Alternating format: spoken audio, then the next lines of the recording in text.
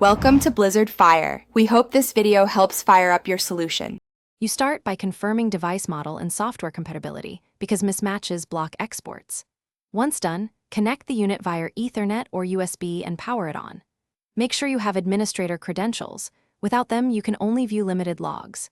Next, open Zk Access or Zk TimeNet and add the device using its IP or USB identifier. If the software prompts to sync time or firmware, accept the sync so timestamps match. This prevents corrupted attendance records later.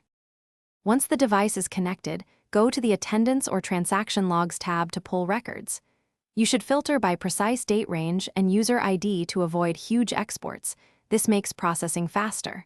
Also filter transaction types, check-ins, checkouts, or both to match your payroll needs. Preview the filtered results and deselect test or duplicate entries so your export is clean. Make sure timestamps align with your time zone. If not, adjust device or software time and preview again.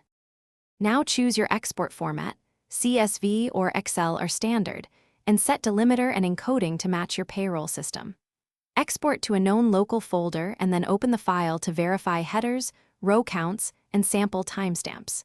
If records are missing or duplicated, resynchronize logs from the device and check for firmware or software version mismatches. One key troubleshooting tip: if export fails repeatedly, restart the Zkteco service or application, reconnect the device, and retry the filtered export to clear transient communication errors. Thanks for watching. If you found this helpful, don't forget to like and subscribe.